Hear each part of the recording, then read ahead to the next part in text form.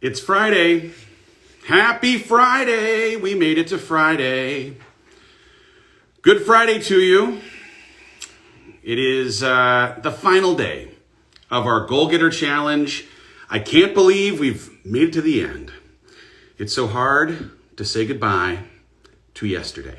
Welcome. My name is Dave.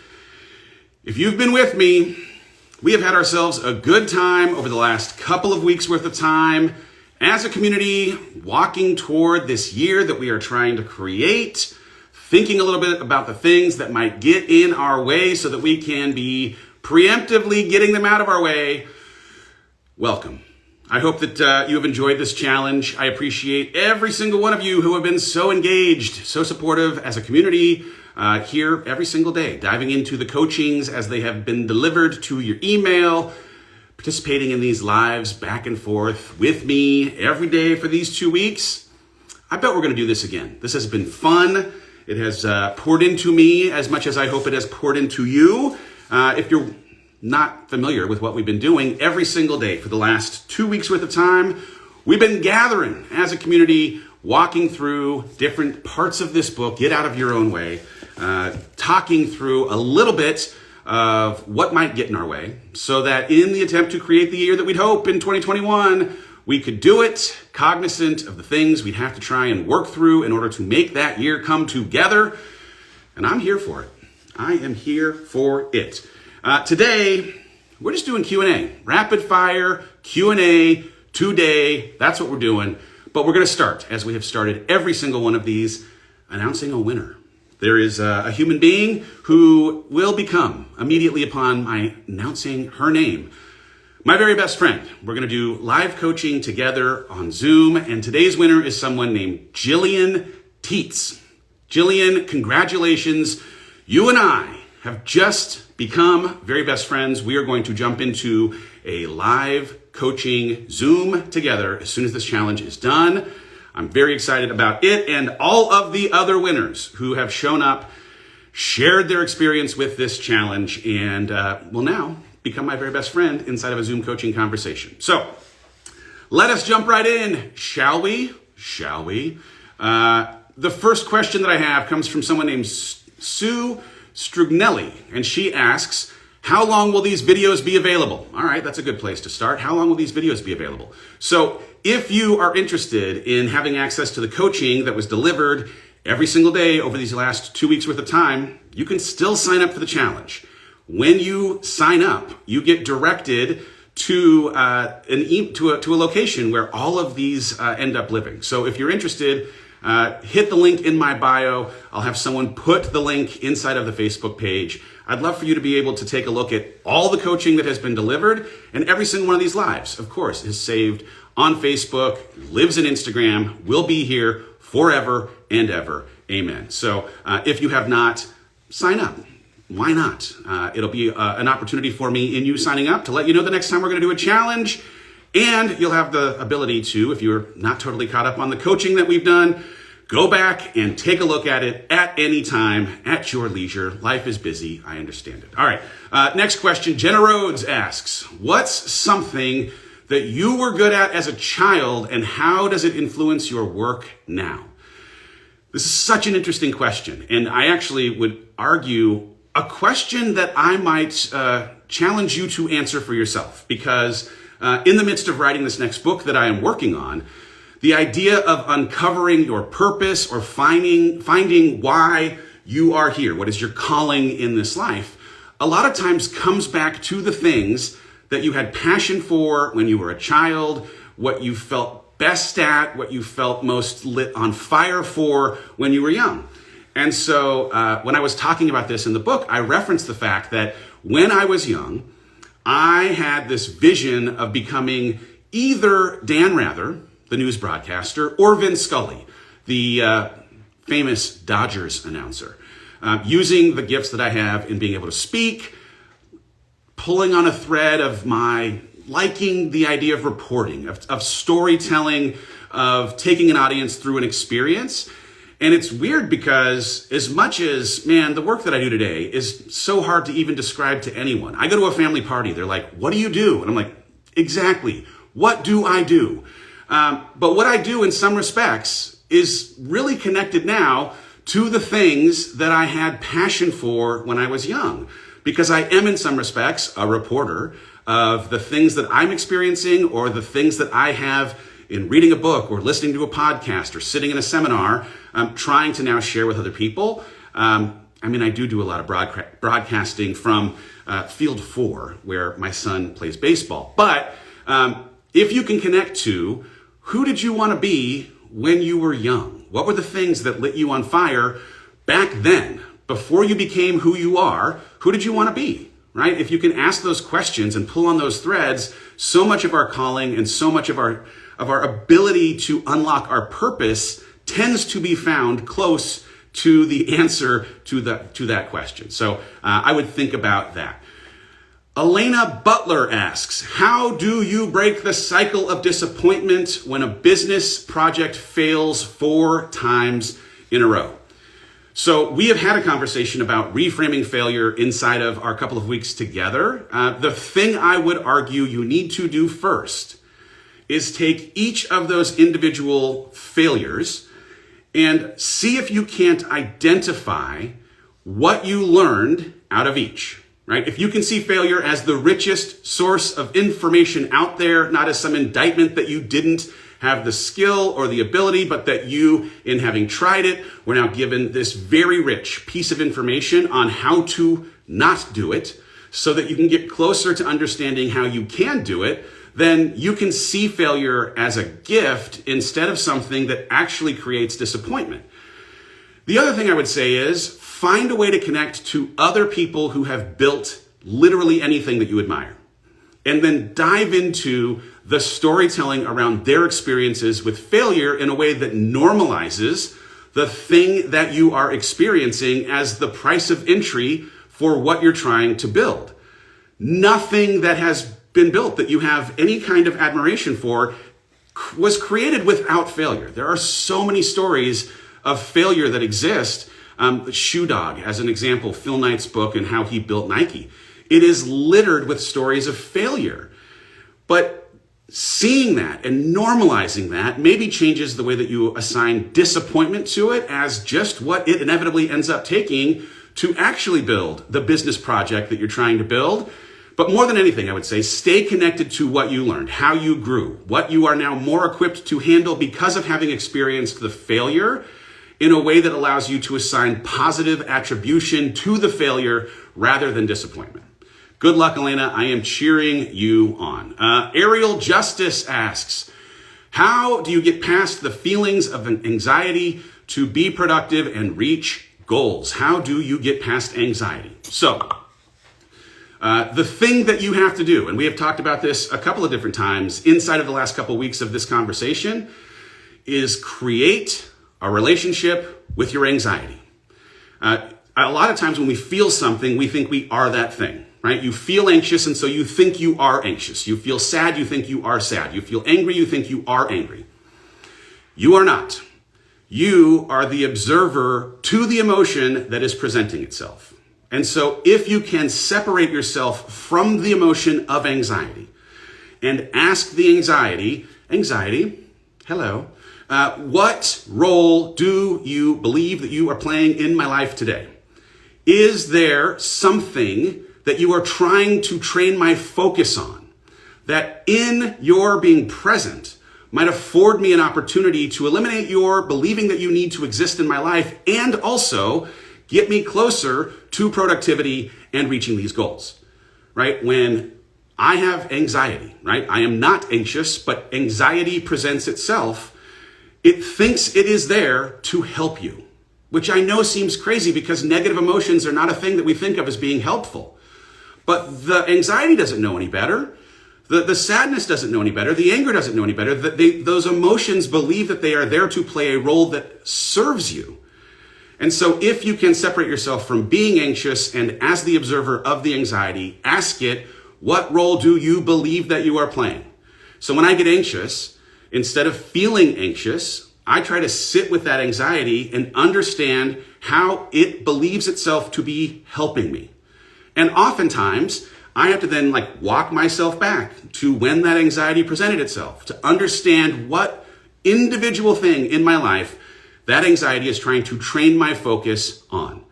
And when I can, that anxiety's role ends up actually being something that tries to point me to something in my life that does not yet have the kind of focus, the kind of plan, the kind of clarity that would otherwise allow me to keep moving forward, right? And so if you can see it for that, hey, the anxiety is here to help. It wants you to build a bit of a plan where ambiguity currently lives. And if you can actually turn the ambiguity into something that feels more certain, you will have satisfied the role that anxiety thinks it's playing, and you can now be productive. You can now achieve these goals.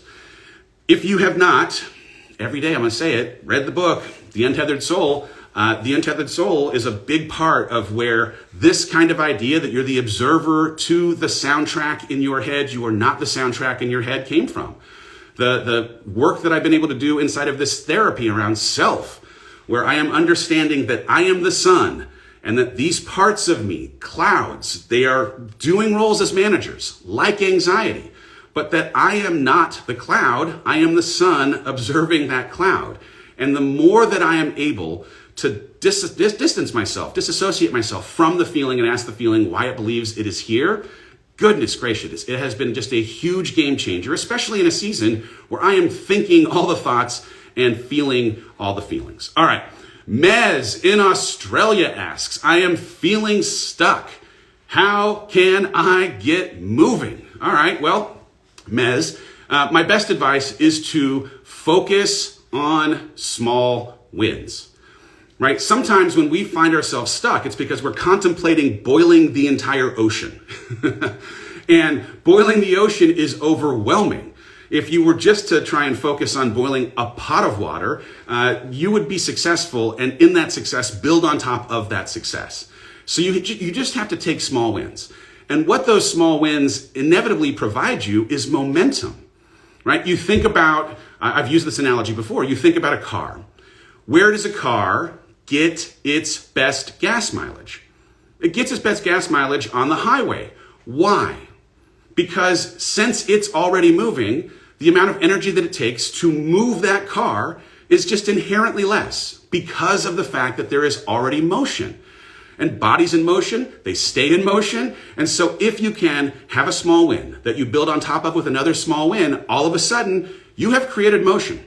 And in that inertia, you will find that you're going to get better gas mileage, right? You're going to require less energy to keep going in a way that keeps you from feeling stuck. So it doesn't have to be a huge thing. It's why, I love that speech from Admiral McRaven. We talked about it. The idea of making your bed is a very, very small symbolic way of starting your day. When if you were to start with just that one small win, you walk into the rest of your day knowing, hey, I've accomplished one thing. I can build on top of having accomplished this very, very small thing. And even if at the end of the day you've accomplished nothing other than making your bed, you return to your room seeing that you actually achieved something in the day in a way that reminds you the next day that you can build on top of that single small thing that you did in the day. Small wins, stack them on top of each other. It starts rolling downhill, but you've got to start with small things that will get some momentum running.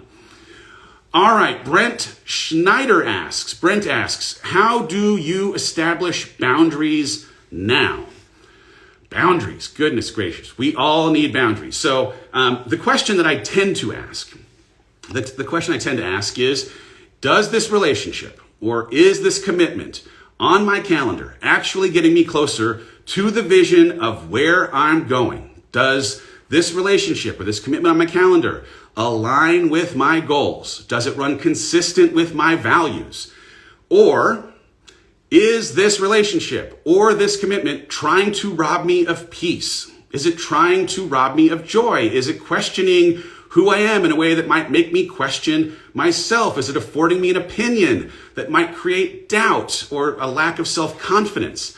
Right? So we talked about the idea of essentialism yesterday in that book, Essentialism by Greg McKeown, right?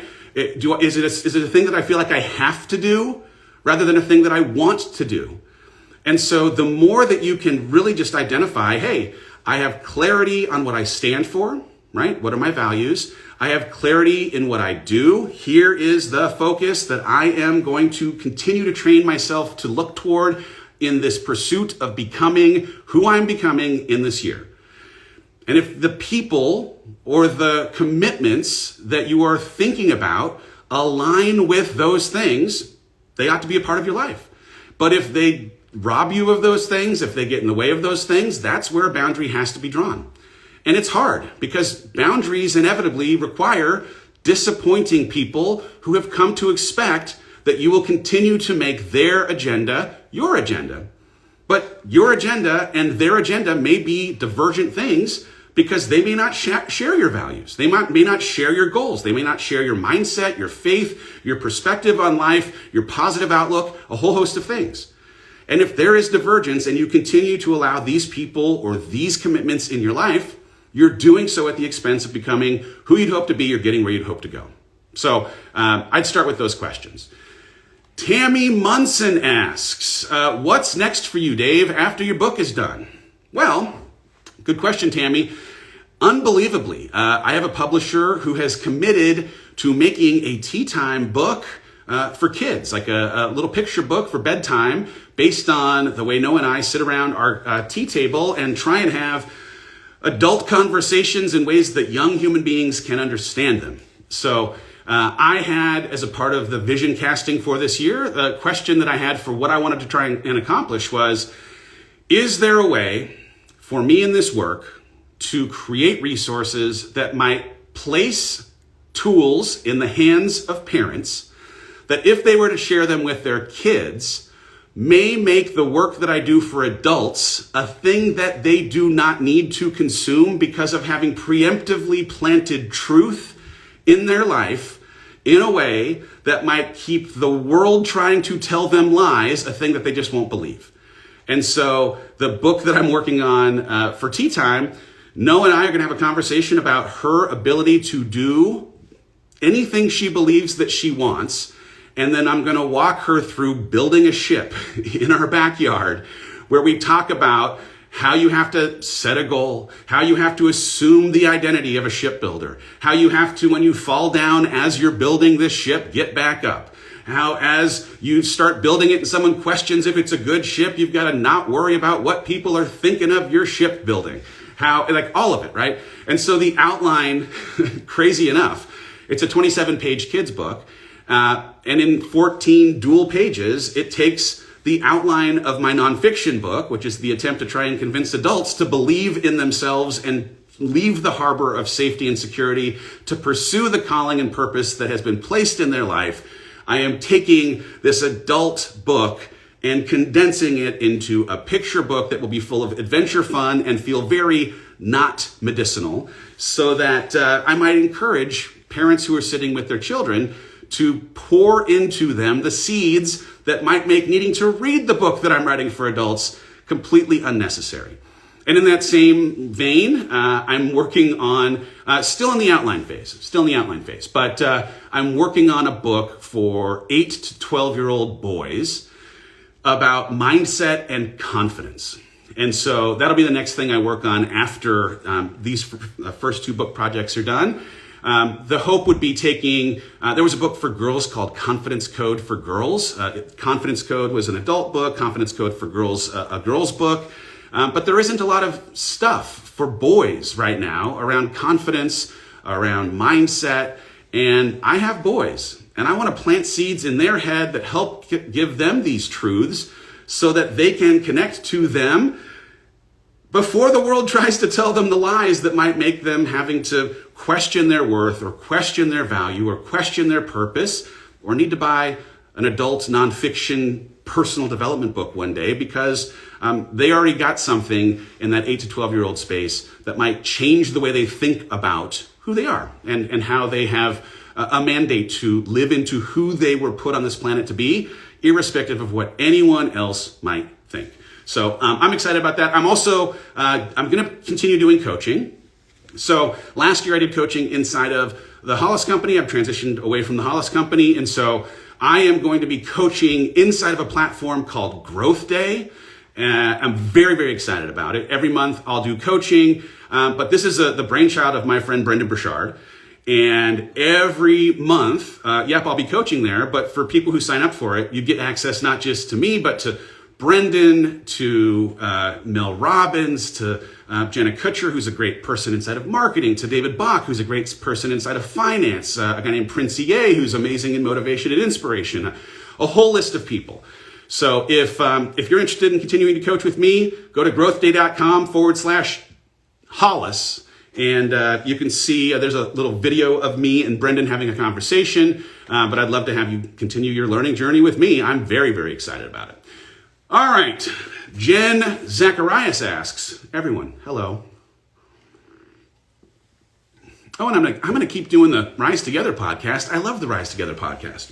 There's an amazing episode today, really tough, but beautifully inspiring story of someone named Ashley Buggy, who became a part of a club that literally nobody wants to become part of. She got the phone call that her husband, who was serving in our military, passed away. And so she became a Gold Star family person, member. She had 2 young kids at the time, was pregnant with her 3rd, and tells her just unbelievably inspiring, harrowing, and inspirational story of how she got through the hardest thing in the entire universe. So if you have not listened yet, listen to Rise Together. The intention of the podcast will continue to be bringing people who have had a different kind of life experience into this community so that we might have the rougher, sharper edges of our hearts softened for the empathetic bridge that is created between their life experience and ours. So I hope that you will give that a listen. All right, Emily Safety asks, what is the easiest way to get over a failed adoption process? Oh, Emily, I am so sorry. I am so sorry. I am so sorry. It's hard because the first thing I would say is find a way to get in a community with other people who are going through the adoption journey. Because unfortunately, it's such a harrowing process and journey that tends to inevitably come with loss like this. And at least in creating, again, some empathy with other people who have been through it, you can feel supported and seen. It doesn't, it's not the attempt to try and take your pain away necessarily, but just to create some community with other people who have been through what you've been through, like us. I've been through it too.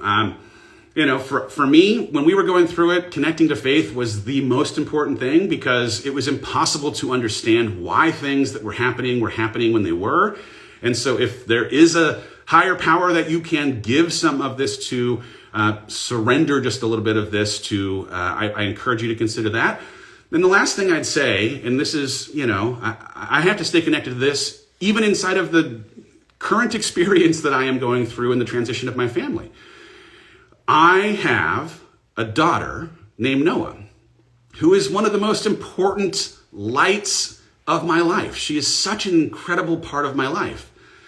And I would not have that daughter if I didn't go through a failed adoption, right? If we didn't have the twins, if we didn't have them, name them, bring them home, spend those couple of months with them, and then find out that they were not adoptable, it was devastating for our family. It was devastating for our family. But I can see now, as we're getting close to celebrating her 4th birthday, that part of what had to be part of our journey was experiencing that loss, but that on the other side of that loss journey, there was this thing in Noah that would not have otherwise existed in my life if the things going my way had actually gone my way, or things that didn't go my way had actually gone my way. So I want to encourage you to just connect to a belief, a faith that your child is out there, that your story will end with a happy ending, that though there's pain in the short term, that I hope that you have an opportunity like our opportunity to celebrate something so wonderful in Noah that is the end to a story that had a whole host of unbelievable twists and turns along the way. All right, Emily Sims asks, how do you not get down when the kids are at Rachel's house? Oh, Emily, I totally get down. I'm human. I mean, I know that I come off as a cyborg at times, but I absolutely get down. And what's crazy is I think there's a part of me that probably would have pushed the feelings of being down away rather than trying to just sit with them and understand how I might grow through learning about myself in processing grief and processing hard things and in handling even feelings of loneliness or whatever ends up presenting itself. But it's also, for me, really required fighting for community and fighting for routine to keep me, really to keep me busy, to keep me going, even when the inevitable hard feelings end up coming up, right? It's making me stronger as a person. There's like this amazing byproduct that has come from having to sit with and handle the hard things. But just because it's hard doesn't mean it's easy or that I'm necessarily interested in going through it. I can, though, appreciate the benefit of it, which is that it's helping me become stronger. It's forced me to think about what kind of habits and routines I need to be strong in the face of hard things. And so I can find gratitude in it, even though, man, I don't like it. I mean, I'm making dinner by myself here this week. It's a little sad, of course, to make dinner for one. Jeffrey's here, but, mini schnauzers and conversation, they're tough. This dog does not speak. Anyway, I think you can find the good in the hard and growth inside of the things that end up becoming, headwind pain. Jessica Burgess asks, mindset advice for those of us just getting started in business. All right. Well, number one, it goes back to a little bit of what I was talking about with the person who was asking about failure. I would consume as many stories as you possibly can from business leaders to understand what has worked for them, right? Anything from John Maxwell is a good place to start. I love John Maxwell. He is so full of wisdom. But like a book like The Hard Thing About Hard Things by Ben Horowitz, or that book I said, Shoe Dog by Phil Knight, right? Like finding a way to just inundate yourself with as many stories of successful entrepreneurs is the first thing I would do so that you can understand the kind of things that end up inevitably showing up as you're trying to start a business. All right, let's see. Shannon Santangelo asks, best advice for someone stepping into entrepreneur life. Speaking of John Maxwell, there was this time, just as I had transitioned away from Disney, I was trying to understand what the heck was wrong with me for not being able to make it consecutive days without having something go wrong inside of our small business. I'd come out of a place where problems didn't emerge as often, and when they did, they were solved pretty quickly by people who had a lot of experience. And I started to feel like, gosh, am I a failure because I can't preempt the problems that are happening in this small business? And we were backstage at an event, and we were like kind of having this conversation, told him the story, and he said, well, the price of entry to being an entrepreneur is understanding that a leader in an entrepreneur business doesn't have 2 good days in a row. So you get to decide, are you going to be an entrepreneur, or are you going to find yourself in a business that will not have as many problems? Because the price of entry in entrepreneurship is accepting that you're going to have problems come at you at an unbelievable clip. And it gave me permission to experience those problems in a way that didn't indict me for being broken or bad or not equipped to handle the business, but instead like, oh, this is just how it goes. Problems show up on the hour here. Fantastic. Let's go solve them. Let's go figure it out. So my biggest piece of advice would be just know as you walk in, entrepreneurship comes with problems on the steady, and that is just a part of what it means to be an entrepreneur. Don't let it don't let it have you questioning your value or your worth. Just know that that's what happens. Miskalin Jackson asks, when does your next book come out? So my next book, tentatively titled, That's Not What Ships Are Built For. It is coming out in October. I am trying so hard to get this kids book, the children's book, the Noah Tea Time book, to come out at the same time. We will see. I have to finish turning it in. My last book, it was crazy. The last book I wrote It came out in March of 2020. I had to turn it in March of 2019. This one, they're doing something called crashing the book. Hello. And so the crashing of a book means that I am able to turn it in a week from Monday, and they are going to rush through the editing and production process to get it out in October. So I'm excited about that. I will tell you many, many more things about it. Trust me, you will be sick of me talking about this next book. I thought I was proud of my last book. The things that have been afforded me in the experience of this experience have brought out the very best parts of my writing, and I cannot wait for you all to read it. Dory Elston asks, what do you do to relieve stress? Oh, so many things. Well, one, I definitely have been a runner. I mean, I have had more stress in the last 8 months, and I've also run more than I ever had in the last 8 months. I think I mentioned it yesterday. I put 2,000 miles on the roads in 2020. I mean, I have never run so much, but running for me was this every single time version of therapy and church. While I was running, I was able to process so many of the thoughts, so many of the stressful things that had come up. I also had to create the patio of peace, where in the mornings, I start my morning in prayer. I start my morning, usually not every day, in some kind of meditation after I've done a gratitude practice. So like finding a way to create surrender and peace amidst the stress has been really, really important. And so finding a way with either meditation, prayer, or some kind of gratitude practice to find the good in the hard, that has also been very, very powerful as well. Chantel Miller asks, how can we continue to receive coaching from you? I already answered this question, Chantel Miller.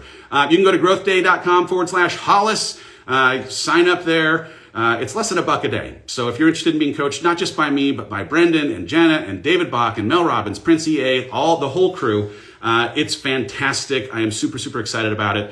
growthday.com/Hollis. Make sure you add the Hollis, because that's how I actually get my piece of the action.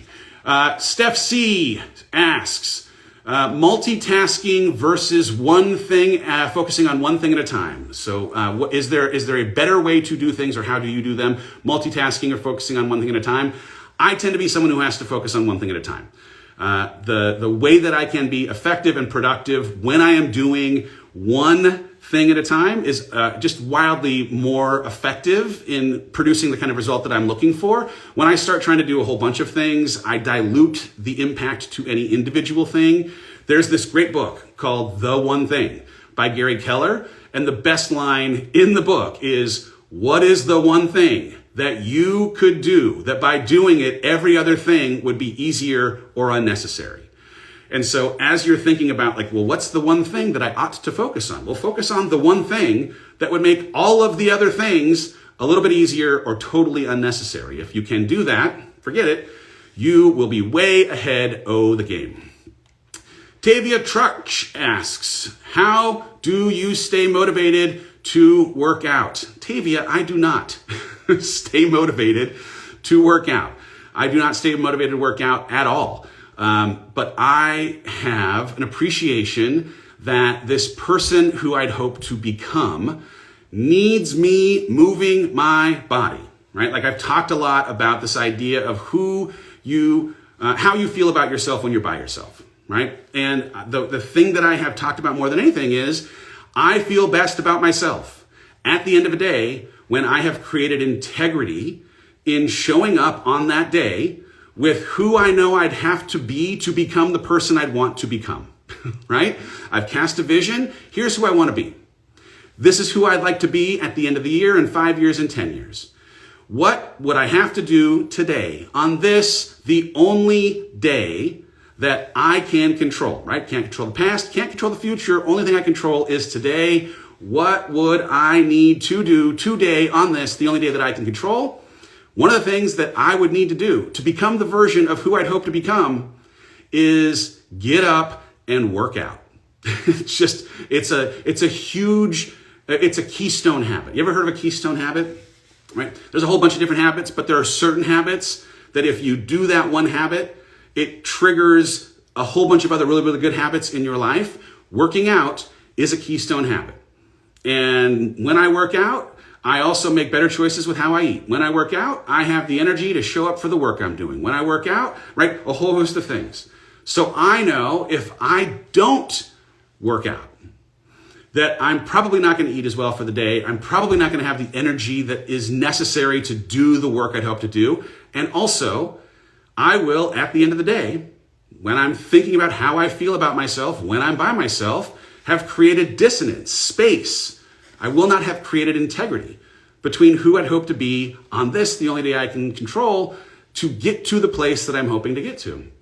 So I don't feel like working out all the time, but I just know it's a thing that I gotta do if I'm gonna be successful with where I'm headed.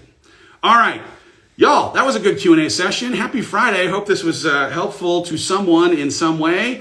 I appreciate all of you so much and am grateful for everyone having been a participant inside of this Goal Getter Challenge. It was fun. I appreciate it. Thank you so much. If you haven't, grab the book.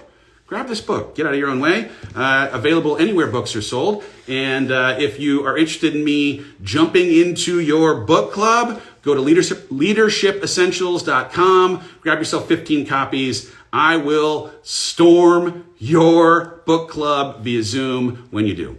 All right. Have yourself a fantastic day. I will see you all soon. We'll get another one of these challenges up and running here.